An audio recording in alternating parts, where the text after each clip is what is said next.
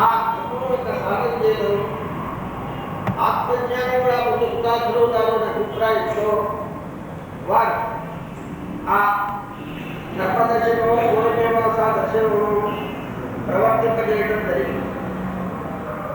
తరువాత అట్లే పతంజలి మహర్షి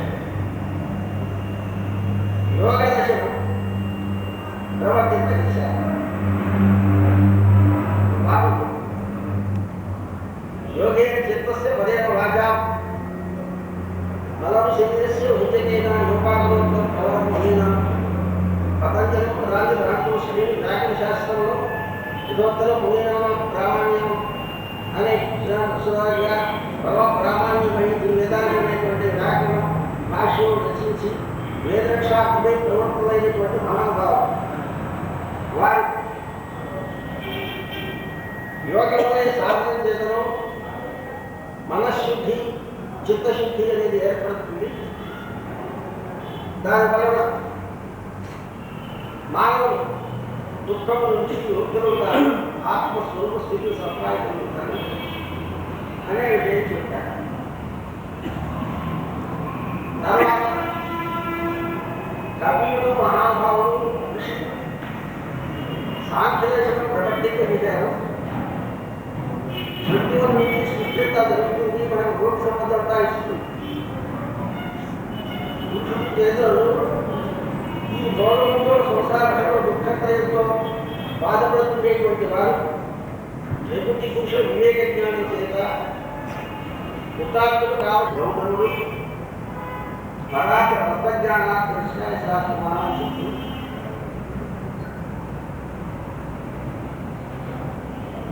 పరాత్మ జ్ఞానం సంపాదించుకోవడం, ఆత్మను పరాత్మని విలువ చేసుకోవడం, జ్ఞానమే మనకు దుఃఖాన్ని నివారింపజేస్తుంది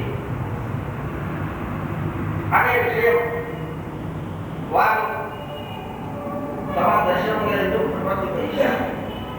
వీటి యొక్క వివరణ తర్వాత ఉపన్యాసములందరూ చేయబోతున్నారు. సంగ్రహంగా దర్శనము యొక్క స్వరూపం తమ ముందు వివరించడం జరిగింది.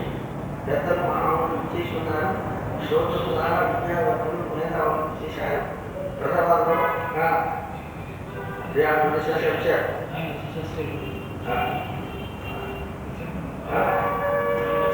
మొదట మహావిద్వాంసులు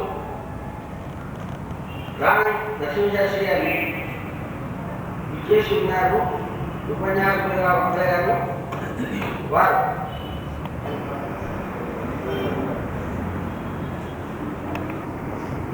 ఫస్ట్ ఉపన్యాసం 3 తారీఖున కనపడు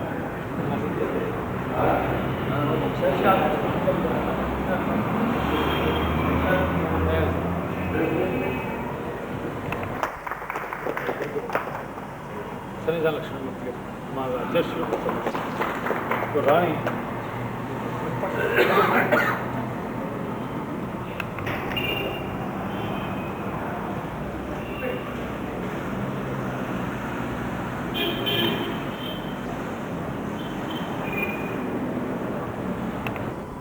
మిగతా ఉపన్యాసకులు విషయం మాట్లాడుతున్నారు. నిన్నటి దినం విద్యార్థి భాష గురించి, షడ్దర్శనాల గురించి ఈ సభ జరుగుతుంది. ఈ షడంగాలు గర్భం తర్వాత జ్యోతిష్యం కాకుండా మిగతా 4 శిక్ష, వ్యాకరణం, నిరుక్తం, ఛందస్సు కూడా సంస్కృత భాష ప్రశంసానికి బాగా కనిపిస్తుంది. ఉచ్చారణ విషయం చెప్పేది శిక్ష. అయ్యవారు పోయి అయ్యోరు కూడా రాసేస్తాను. ఇక వ్యాకరణం గురించి చెప్పేది నిర్దిష్టం అన్నమాట. దాని వైశాలి చెప్తుంది. నిరుక్తం లోతు చెప్తుంది. దాని యొక్క డెరివేటివ్ మీనింగ్స్ అంటే ఈ దేశంలోనే భూమికి పృథివీ అని జరుగుతుంది. ఎన్సైక్లోపీడియా ఇంగ్లీష్ వారి వెర్షన్లో పృథివీ అంటే భూమిని పెట్టి ఎక్కడ లేదు, ఏ దేశంలో లేదు. ఎందుకంటే పృథ్వీ చక్రవర్తి పరిపాలించి ఈ భూమిని చదువు చేశాడా, అందుకని పృథివీ. ఇది నిరుక్తం యొక్క గొప్ప విషయం. ఈ వేద విద్యలో వేదశాస్త్రాన్ని ఒక జర్నల్ ప్రొఫెసర్ అన్నాడు, మీ పిల్లలకి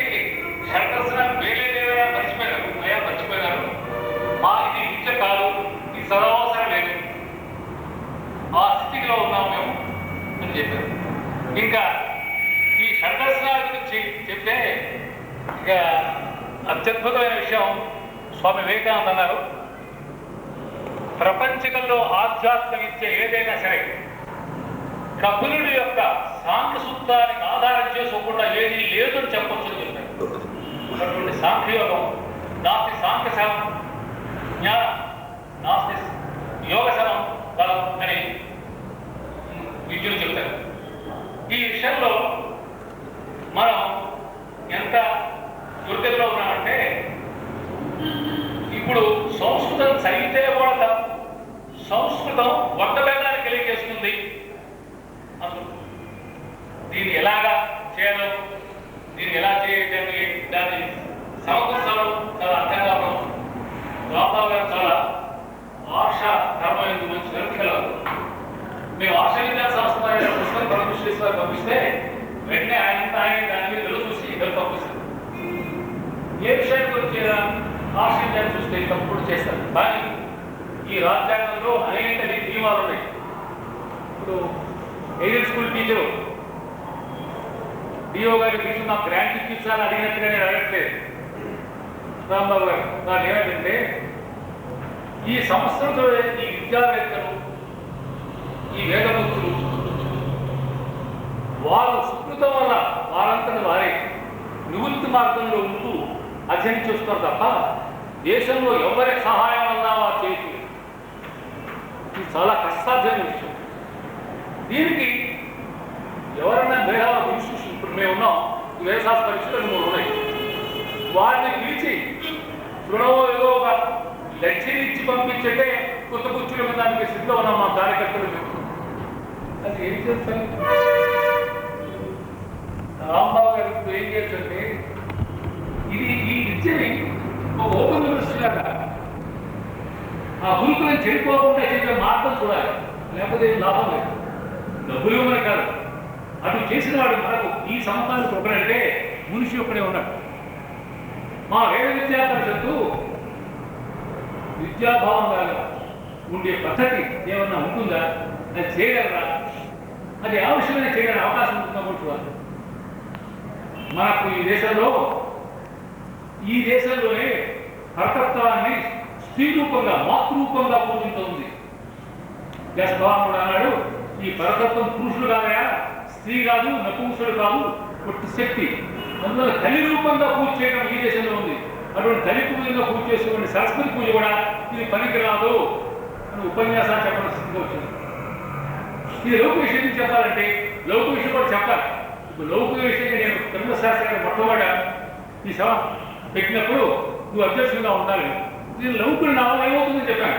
లౌకులే కావాలన్నా లౌకికులు ఈ లౌకికులు కార్యకర్తలు ఈ సభ పూర్తి చేస్తే మనం అందరూ కూర్చున్నాం. నేను పాఠం చేయలేదు.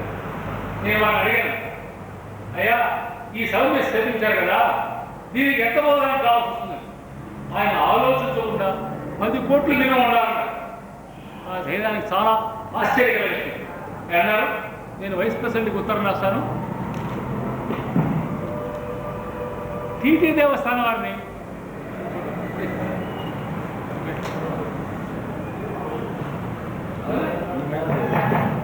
టీటీ దేవస్థానాన్ని ఆయన ధైర్యం చాలా ఆశ్చర్యకరం. అలా అలాగే వారు ఉంటారా, టీటీ కానీ పూర్తి చేస్తాను. టీటీ దేవస్థానాన్ని వాళ్ళు కలెక్ట్ చేసే డబ్బీలో నుంచి మనకు పర్సంటేజ్ 5%, 10% అడుగుతానని అలాగే సాఫ్ చేయగలవాడు. అడిగితే ఎలాగ కాదంటాం అనేటువంటి భయభక్తులతో ఉన్న రోజులు ఆ రోజు. ఇప్పుడు ఆ శక్తి లేదు. అటువంటి మహాభావుడు యొక్క తేజస్సుతో ఆయన ఆశీస్సుతో జరుగుతుంది సభ. కాబట్టి దీనిని ఇన్స్టిట్యూషన్ డబ్బు విషయం కాదు, ఒక ఇన్స్టిట్యూషన్గా తయారు కావాలి, ఒక సంస్థగా తయారు కావాలి. ఎలాగంటే నిరుక్తం గురించి ఒక సమస్య వచ్చింది అనుకోండి, ఈ దేశంలో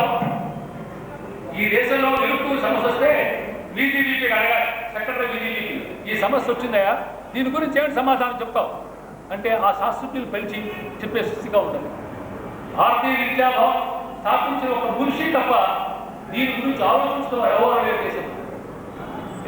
ఒకసారి ఈ రామాయణాన్ని చక్కగా మీరు బావుగా దేవనాగరి పెట్టి పబ్లిష్ చేయాలంటే ఆఖరికి మనకు ఇది కూడా అభ్యంతరం జరిగింది.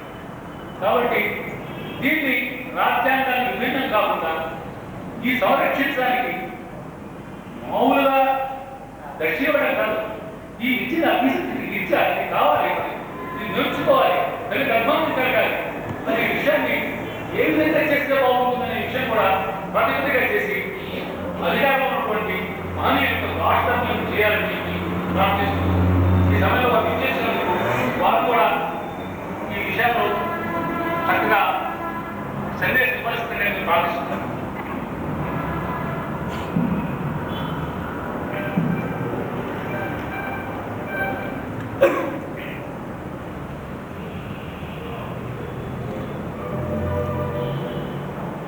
పెద్దలు, పరిషత్ అధ్యక్షులు జస్టిస్ కోదండరావు గారు, ఇక్కడికి వచ్చేసినటువంటి గంట వేద పండితులు, ఇతర పెద్దలందరికీ నా నమస్కారం.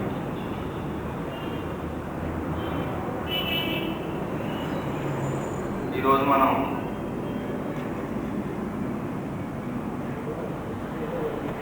వేదానికి రూపమే అన్నట్టు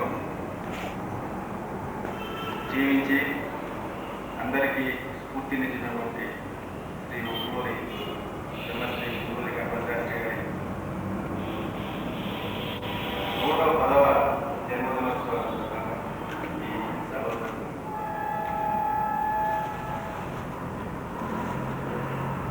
ఈనాడు అందరూ వేసిన ప్రశ్న, మన సంస్కృతికి, ఈ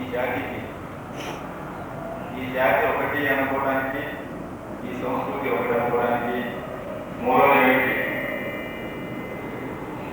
మూలం అనేది లేకపోతే ఇది భారత జాతి అనేది అర్థం లేదు. ఏదైనా మూలం అనే ఉంటే అది మొట్టమొదటిగా వేదమే అందరూ అంగీకరించే విషయం. వేదము,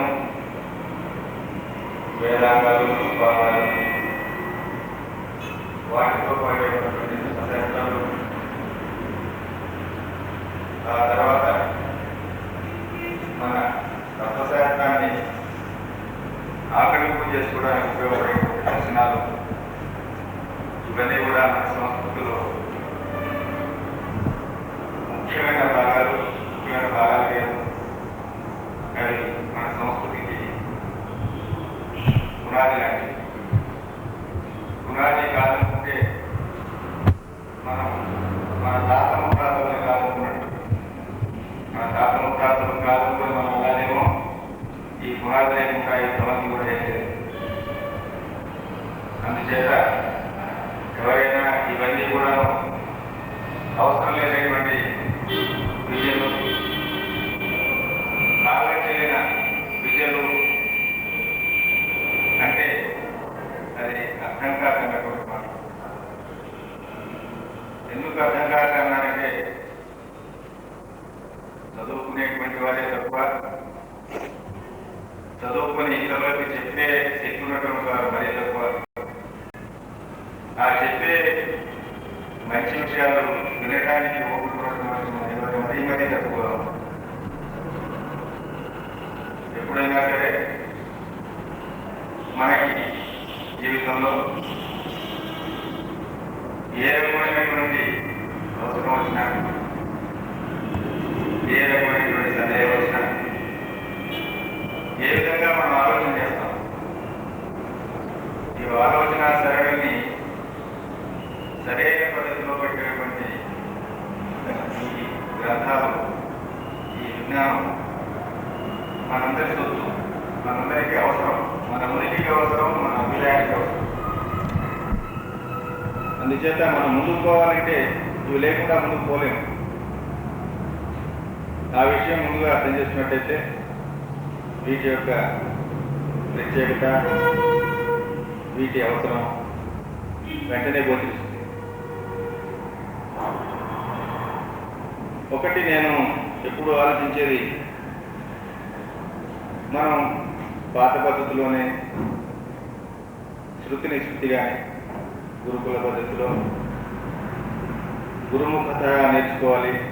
మౌఖికమైనటువంటి విద్య ఇది. అందుచేత పరిసరంలోనూ చెప్తూనే ఉన్నాను, మరొకసారి చెప్పడం అసమంజసం. కాశ్మీర్ దాకా ఎక్కడికి పెట్టినా వారి గౌరవం వారి ముక్తి కోసం సమాజం తరఫున అప్పుడు వెళ్తున్నటువంటి రాజులు కానీ వారికి కొంత ఆస్తులు సౌకర్యాలు ఏర్పాటు చేశారు. ఎందుకు ఏర్పాటు చేసేవారంటే వారు నేర్చుకున్న విషయం మనందరికీ అవసరం కాబట్టి, సమాజానికి అవసరం